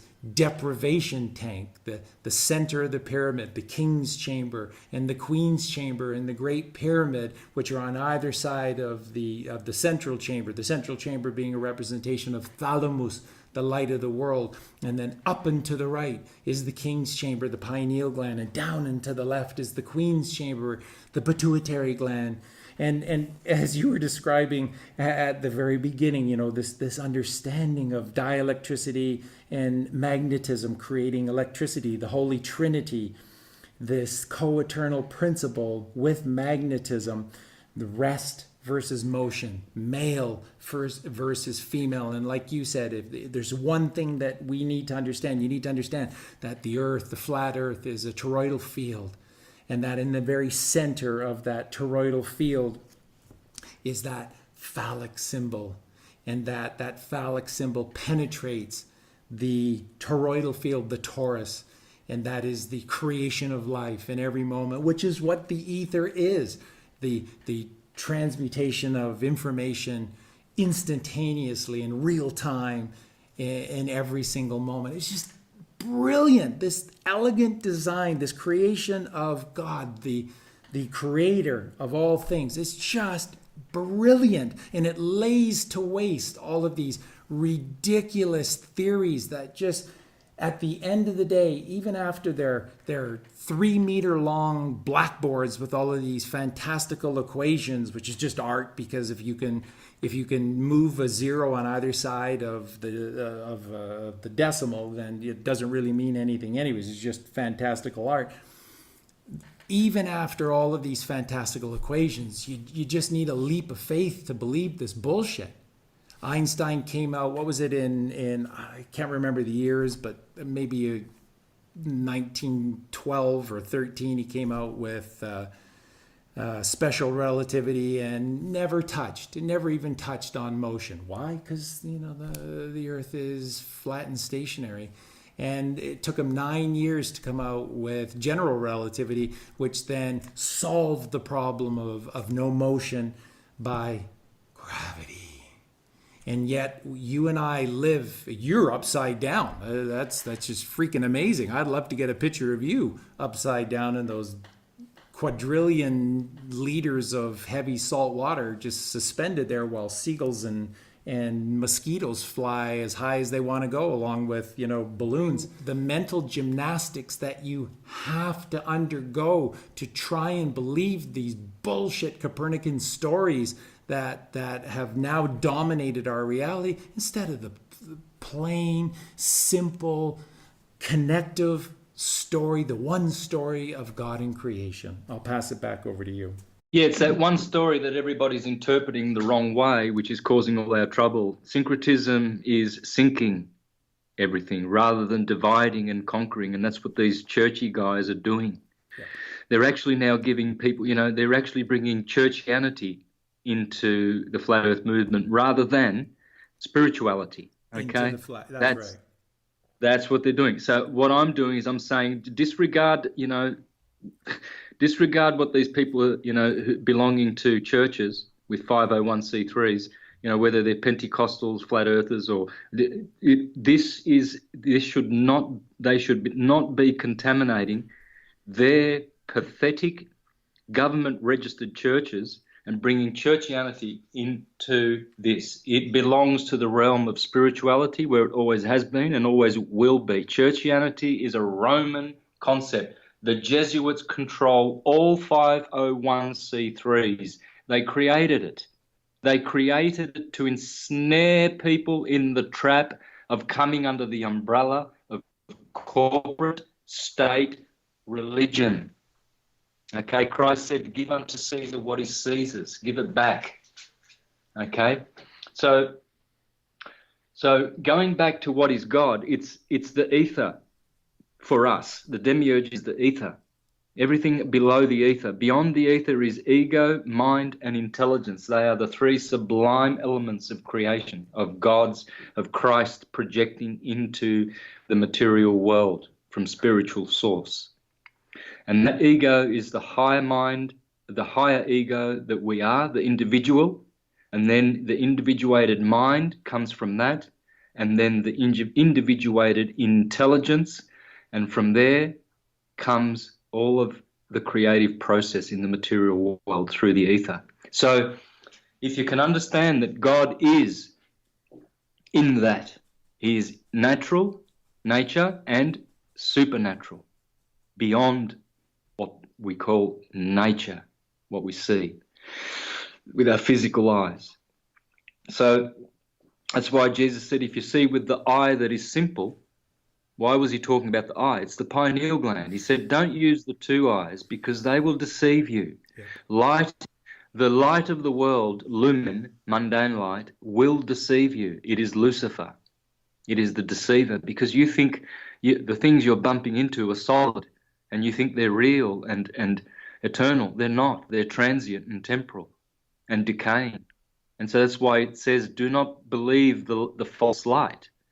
You must believe the true light. And the true light teaches you that all things have spiritual causes. And those spiritual causes are magnetic.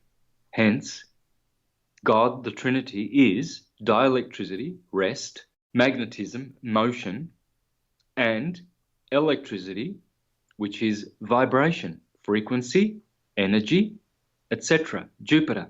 Look at Jupiter, right? We all say, oh, it's because of Jupiter we get lightning. Well, in the Nordic, Jupiter is Thor, and Thor has his thunderbolts. Yeah? Right? So yeah. Thor, Jupiter, Zeus, Jesus, the electric one, because he is electric. He made the electric universe. The universe is electric, in effect. It is magnetic in cause. And they exactly. Brilliant. Yeah, as John Mowalski, the great scientist, beautiful man, very wise, old man in his 90s now, speaking about what he calls magnetricity, I think it calls it. He says, magnetism is billions of times more powerful than electricity. It's endlessly. And it's the energy that goes through the ether. It's magnetic, the web, the magnet, the net, the internet, right, is the web of magnetism which permeates all of nature. There's nowhere in nature or outside of nature where there is not magnetism, right? We talk about the matrix, right? Well, magnetism is the net. Our true spiritual nature is digital. It's what they call the particle. They've got the particle wave universe, right? So what's this particle? As we know, Walter Russell said there's no such thing as particles, but there is such a thing as pulses. Okay? Magnetism is a pulsating energy. Electricity is a wave energy. It's a wave phenomena. It's a transverse wave phenomena. Yep. Magnetism is scalar. It's scalar. It doesn't have a vector. Okay, it's a scalar as Tesla quantity. described. Yeah, electricity has a vector. So you've got two forces. Really, it's one, because I and the Father are one. Exactly. Now, most of these churches, they'll be flat on their backs, rolling with their eyes rolling in their head, cursing me for blasphemy. Well, I mean, I'm not suggesting that magnetism is just a blind, unconscious energy. All energy is conscious. The whole universe is digitally conscious, and it's projecting a waveform through electricity to create the effect of a real world, but it's temporal. All right, so it's not eternal. Your house in 50 years it'll be a wreck. The house you're living in, your body will just decay, because the transverse wave decays. The pulsing magnetic energy it's longitudinal. It has no decay. Yeah, and if I could just for a moment interject this, because this is again elegant design, brilliant, just goosebumps. It's so amazing. When we meditate, when we silence the mind, what is one of the many benefits, the effects of meditation? One of which is the stimulating the pineal gland and the production of what is called melatonin. And melatonin is what is releasing new blood cells, new blood within the body. And all of these experiments are now being done proving that the various systems within the body that just inexplicably are turning off, why grow hair anymore? It's such a hassle. We hair follicle cells, we're just lazy anyway, so just forget about it. We'll just shut that down. You just go bald. You're just getting old. Don't worry about it. Don't think about it. Melatonin releasing these new blood cells within the system is consistent with systems not shutting down, with systems maintaining their sacred processes, their sacred secretions, this endocrine system that is producing these miraculous secretions via neurotransmitters throughout the entire body. It's just magical beyond description. So if you meditate, if you have a vegan plant-based diet, if you have access to the sunlight and you don't wear sunscreen, because that's another bullshit myth as well, if you just do these simple things, still your mind, meditation, access to sunlight, a vegan plant-based diet, your whole body starts to produce copious amounts of melatonin, serotonin, and dopamine. And what do these three things all have in common? Balance, harmony, homeostasis, happiness, joy, a full head of hair, stimulation of the frontal cortex, critical thinking mind, one that's like Sherlock Holmes who's able to deduce what the hell is going on around them. All of these, the whole body physically and metaphysically is controlled by the third ventricle of the brain, that center innermost chamber of our body, which I can contend is the true heart. It's where God exists. God doesn't exist in a valve in the chest that works with our lungs to pump blood throughout the body. God has a mercy seat. He sits above and works his magic within the third ventricle of the brain, thalamus, hypothalamus, pineal, pituitary glands, hippocampus, the magic of the third ventricle of the brain. And all of this occurs just by these simple, basic things that are talked about throughout the Bible.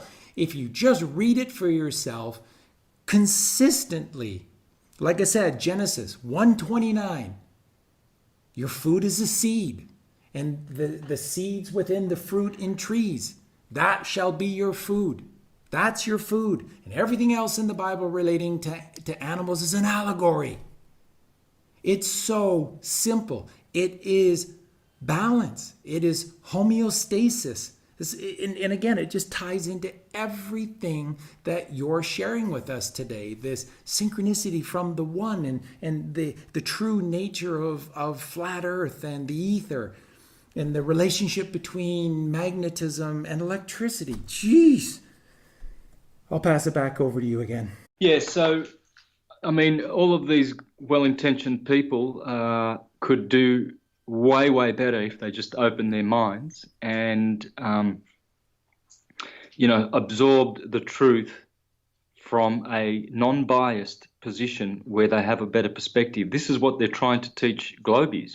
They're sitting there with their Jesus freak show and, trying to compel globies to, have a neutral position.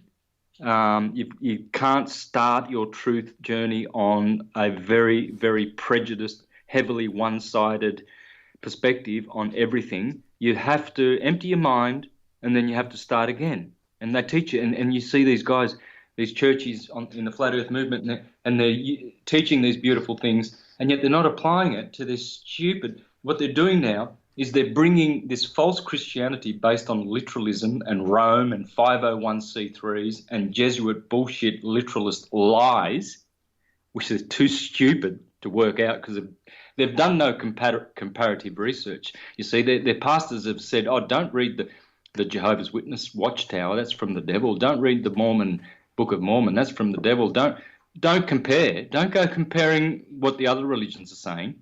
Why? Well, because they want to keep them divided. And that's what they're doing in the flat earth movement. Because now you've got all these idiot church flat earthers, doing conferences for Jesus, and one will be a born-again Christian, has totally different teachings and totally blasphemous teachings, contrary to the Baptists that are there, contrary to whoever else is there trying to preach this literalist Christianity on top of a flat earth truth. They're doing us a disfavor because they're in effect saying, oh, don't change your nappies when it comes to spirituality and grow your Christ within. He's coming in the clouds. He'll wipe your bum. Don't worry about that. Don't do all this pineal stuff. Don't listen to these other flat earthers who are, talking about esoteric Christianity like Santos and astrotheology and syncretism. You'll die. You'll be misled. See, what they're doing is they're actually killing and crucifying the Christ over and over, as it says in the scripture, because they are not preaching the true Christ, which is in every one of us. How could it not be? Right? So they are in effect saying, oh, yeah, go along this rabbit hole with the flat earth truth, and Jesus Jesus made all this happen, all this truth, and go to church. And mixing bullshit with truth, and hence these people are now thinking they've got all the truth and they don't have to do meditating and ascending and cleaning their diet and actually developing their Christian love in their hearts to, accept all people and accept the truth as it is rather than based on their pastors' projections onto you and their doctrines and beliefs. So big disservice you are doing, all you churchies out there. There are a few other guys as well, who think they're Bible scholars that are not Christians, that are flat earthers as well, doing great disfavor to the truth with their bullshit as well. There's a lot of them. Really disappoints me, and it's made me really sort of go quiet in the flat earth movement because I see a lot of morons in it now, and they're more, some of them are like, especially the ones who are teaching it, they're so egotistical, really, a lot of them, and it just puts me off. And so I'd rather just wait for the truth and the awakening to happen and not so much get injured in the battlefield by, just trying to wake these people up. I'm just pulling away now, licking my wounds. I've been battling for a few years now, and all sort of in the wrong way. I've been arguing with morons, and some of them are my friends now, because they've realised that the Earth is flat, and I had to block them and curse them 3 or 4 years ago, when they were thinking that I was a shill and whatever. So that was all. I don't know. I mean, it would have woken a lot of people up, but it also would have been a really bloody scenario. The way I was, trying to wake the people the fuck up. So my way of doing that now is just by giving them beautiful evidences of the truth, and if they are congruent to it in their caliber of mentality and intelligence, they'll know it, they'll see it. If not, they'll continue being stupid like these churchies.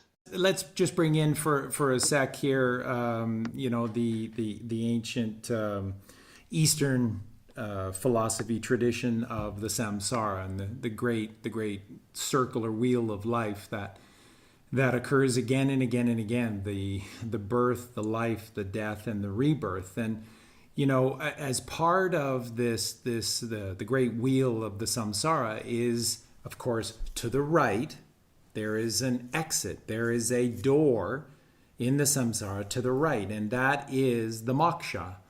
And the moksha exists at any time for anyone who simply has the courage to start thinking for themselves and allow that syncretism, that magnetism that leads us to God, to draw them into the truth and to become aware of things like Santos Bonacci, to become aware of what the chrism oil is and raising the chrism oil, and then transforming themselves from victims of the 7 deadly sins to virtuous, active human beings through the 7 heavenly virtues, and leading a life through the path of the straight and narrow. The miraculous ventricle of the brain that's the only way to get into the 3rd ventricle of the brain where all the magic happens, just happens to be that path that is small and narrow. And many will take the path that is wide because it's easier, but it leads to destruction. But those few who take that path that is straight and narrow will meet God in heaven every time.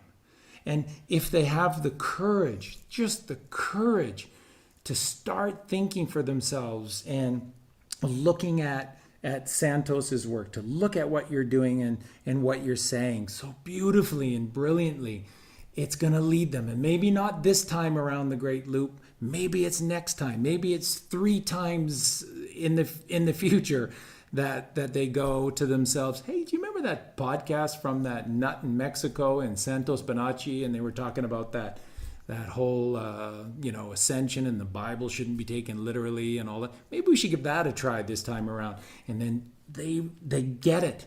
And then they turn to the right. They ascend and they turn, open that door to the right. And they exit the moksha and they become the bodhisattva. And like yourself, then they stay, itching or not, and they enlighten us with these beautiful synchronistic truths that just connect everything together in every single moment. It's beautiful. And I want to share with our listeners that what we were talking about before the show is that you had a good week, and then just once again last night before a show, you just had a hellish night.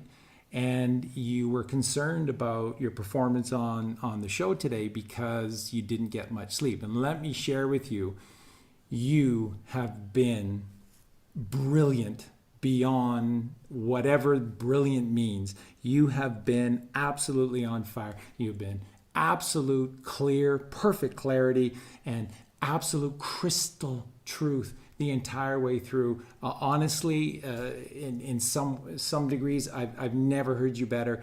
This is my way of thinking, just a miracle presentation by yourself today. You have been brilliant, Santos. You have been brilliant sharing God's truth. And man, I just, as much as I respect you and loved you before, it's even more after this effort, this performance that you have, created from the seed of your soul. My hats are eternally off to your genius. Thank you, my friend. Yep, thanks, brother. Look, I I appreciate that, and it's the truth, the simple truth that is the genius here. You know, we all have the genie in the bottle, and the genius, and the bottle is representing your body, and so we can all know this. It's everything I've said is connected to either one of the myriads of fields of knowledge that we have. There's nothing new in it. You won't find this information anywhere else. That's not the case. This is how ignorant the masses have become. Is that this knowledge is right there, and how the people in the churches how they explain away that the so-called pagan world is their archetypes, their gods, their heroes all do the same thing. They're all born of a virgin. They're all born in a manger and do miracles and have dealings with tax collectors. It's all the same. Myriads and myriads of saviors. The way they justify and explain that is, the devil was busy mimicking, the true Genesis account where God said that, his seed will bruise you on the head and vice versa. And so they were actually, the devil went around mimicking the true Bible seed story, savior of the Messiah and seed.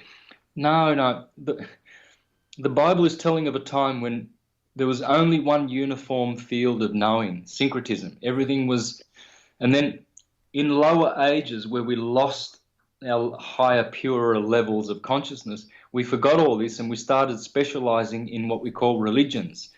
So the Muslims sort of specialized in one area. The Christians were more focused on a certain part of syncretism, and they all sort of fragmented, but you can see that all come from the same block. Okay, this is what will save us: syncretism, syncing things, the opposite of what Rome is doing.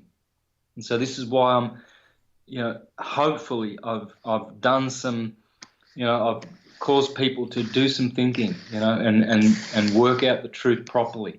The truth is so beautiful. Thank you so much. And again, I think your humility is showing through there, but you must know that you have touched and reached literally millions and millions of people to a better state of their conscious awareness, their conscious physical ride in this physical realm. You've done God's work in so many beautiful, stunning ways. It's hard really to not run out of superlatives to describe the body of work that you've done.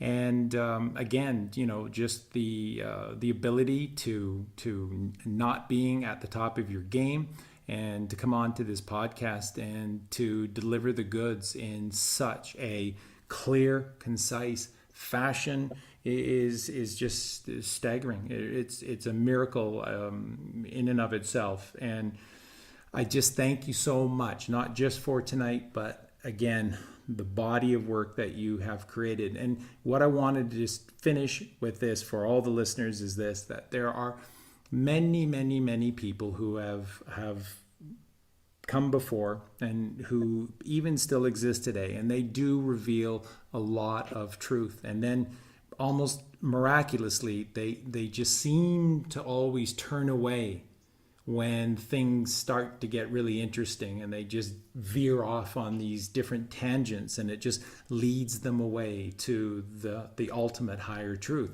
You don't do that.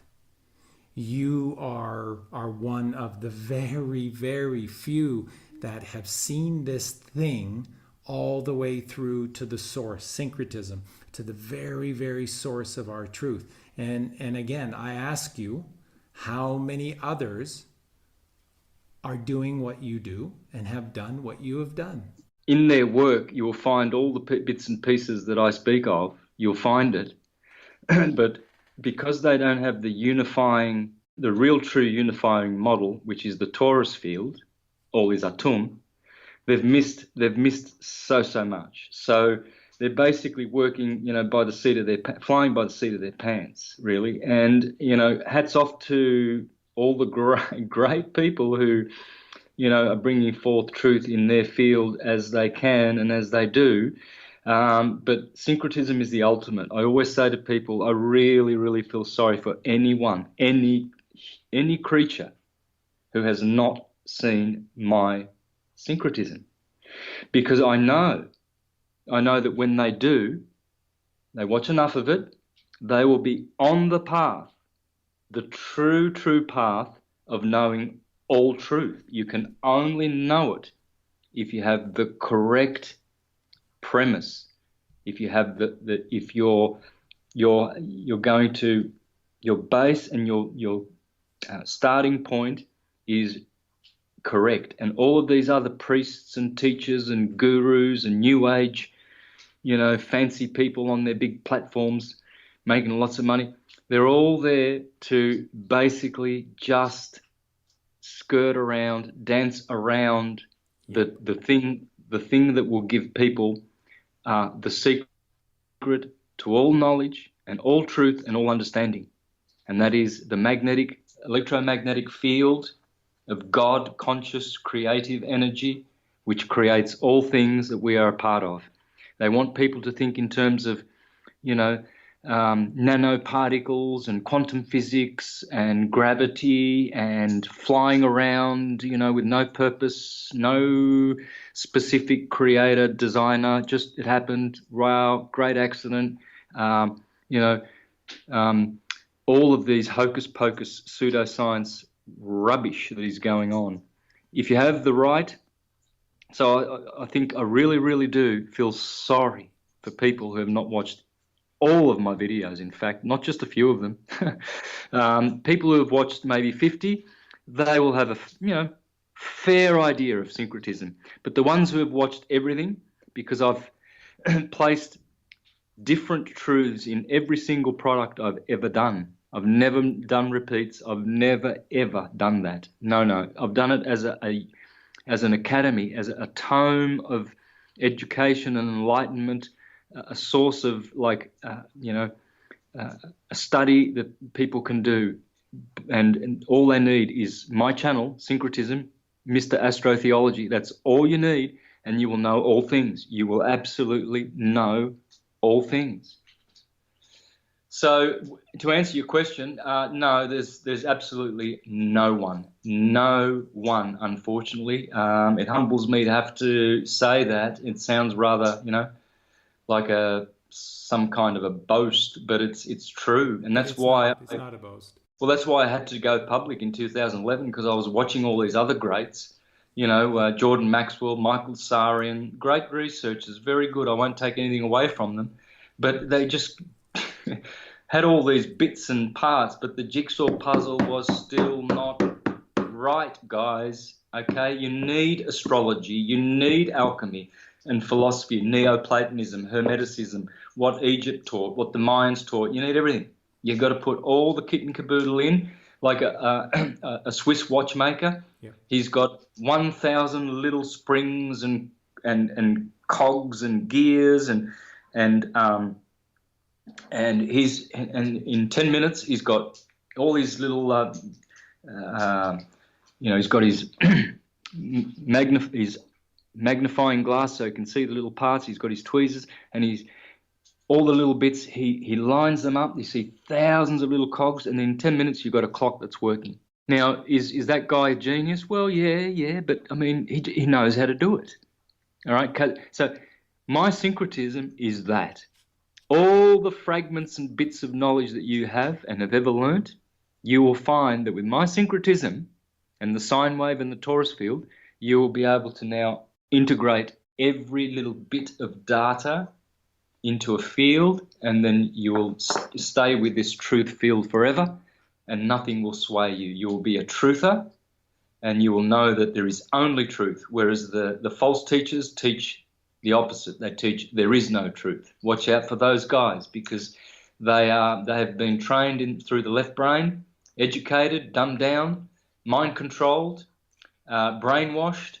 And this is a leftist, Marxist, Bolshevik, communist, demonic, satanic teaching. There is only truth. I'll leave it at that. Brilliantly said and absolutely true. And let me leave the listeners with this thought and sentiment. Everything that Santos just described, now I want you to just think about what a normal, just an average normal life looks like within organized society. Being ripped away from your parents after 6 months because mom and dad got to get back to work, and for the rest of your life essentially living in foster care of somebody else because mom and dad don't have the physical or mental ability or time to be able to deal with their production at all. And you go to school, and what do they teach you? The absolute opposite of everything that Santos just said. Nothing of value, nothing of worth, no truth whatsoever. And then they vaccinate you again and again and again. And every single aspect to organized society, every single aspect is working against you, is shoving you further down, is keeping the true nature, the copper of our reality, that magnetic energy that just wants to hear that flute and to just unwind itself and raise itself up that spine, those 33 vertebrae of the 33 years of Christ's life, and to ascend via crucifixion into heaven, into the magic realm of the third ventricle of the brain. And again, with the crucifixion, Christ is nailed with his wrists and his ankles up to the cross, but he's not dead. He's not dead because it takes a fifth wound. Because if you wish to ascend, if you wish to entertain all of this brilliant information that Santos has laid out for all of us, then you must kill. And this is where all these references of these really kind of evil, horrific stories within the Bible, where God is saying to Moses, go into that town and kill the firstborn male child of every home, and rape and kill every non-virtuous woman, and then take the virtuous ones for yourself. It's not talking about being a sadistic rapist and murderer.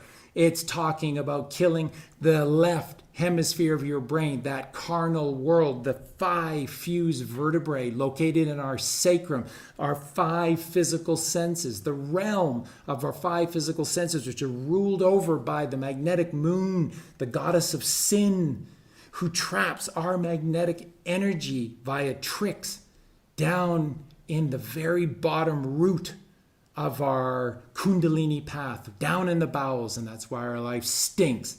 That's why everyone we know, their life stinks as well, because we exist in the bowels eating swine, like the goyim that they believe that we are. So have the courage to kill that carnal beast that is within you. And I'll just leave everyone with this. 666 in the Bible, so evil, right? 666, the mark of a beast or a man. You choose. You choose. Do you want to live your life as a beast trapped down in the 5 fused vertebrae of your sacrum, smelling shit all day long? Or do you want to ascend like that beautiful ease and flowing serpent that rises up the spine? Which do you want to be? Which master do you serve? Whom do you serve? And again, if you don't know Mr. Astrotheology, if you don't know the works of Santos, I'll have all of that information for you in the show notes. And it is a journey, and it is a brilliant, fun, miraculous, spine-tingling sensation coming to know the works of Santos Bonacci. So let me leave it with that and just again say thank you so much. And I thank you for having the courage to say that you are the one and God is one, and that puts you in good company, that has seen this thing through all the way. And I love you for it, and I applaud you for it, and I thank you so much for gracing this podcast with your brilliance. You were amazing, Santos, and I thank you so much. Thank you, brother. I'll leave it with one scripture, 2 Timothy 3 verse 7, speaking about those who are forever learning but never coming to an accurate knowledge of truth. So I just would like to encourage everyone to get on Syncretism now to have the way to learn accurate knowledge, because all these other channels, they're entertainment channels, folks. Enter means to enter your mind. Tain means to contain it, and ment means the mind. Enter, contain the mind. All of these channels, they're all entertainment channels. My channel, knowledge, but knowledge which will give you all the accurate knowledge of the truth. Get on Syncretism now, sooner rather than later. You will regret it if you don't.